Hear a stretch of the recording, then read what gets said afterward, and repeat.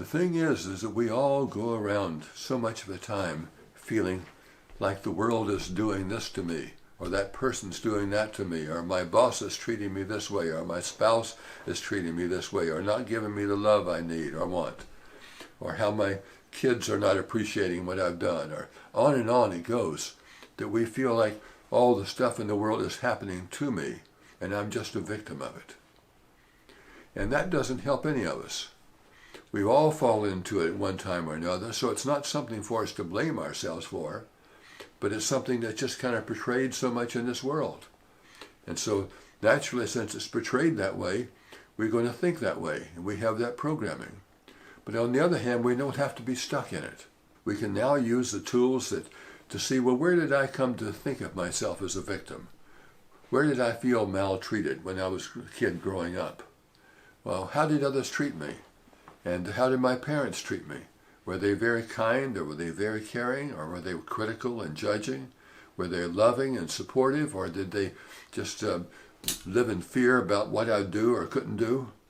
You know, all of those kind of things, they're part of the programming. And we don't have to stay stuck in that program, because if I feel like I'm stuck in that old programming, then I'm a victim of the world I'm seeing. And I'm seeing myself as an ongoing victim. And that never feels good to any one of us.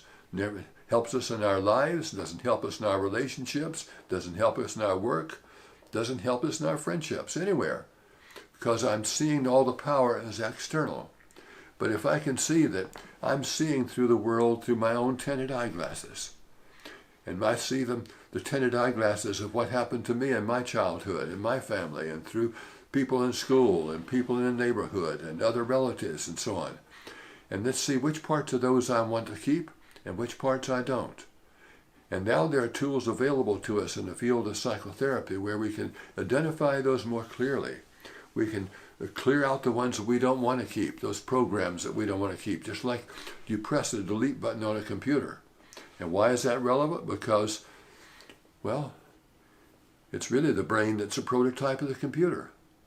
They realized and copied how the brain worked, and that's where they realize now in the computer where you can install programs, you can delete programs, you can install new ones instead, and we forget that we can do that with our brain. And we feel like we're a victim of everything around us, rather than seeing, no, there are ways I can regain my intrinsic power and not attract the things that I don't like, and not react in such ways that I see them when they're not there even, the negative things. Because often I'll interpret things through the eyes of the past. And I won't even see the caring that's there. I'll just see only the negativity. And I'll think it's the whole reality. But now there are tools in psychotherapy we can use to deactivate that kind of programming. We don't have to let ourselves stay in the state of victimization and powerlessness.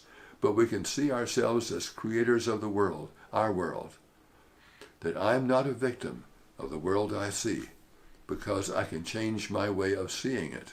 And my seeing it is all just my past programming. But I'm free to make that change and take back my power, and therefore change my life. Certainly, if you'd like to learn more about these methods or these tools or the combinations of them and how they work, I'll be glad to talk with you about it. You could contact me by phone or by email, or you could call me and we can make an appointment or two, and we could discuss it more in relation to your area, or your issues, or your problem areas, and what would be effective for you to do together. So I'd be happy to explore those things with you. I have people who want to come in person can see me in New York City or in Westport, Connecticut.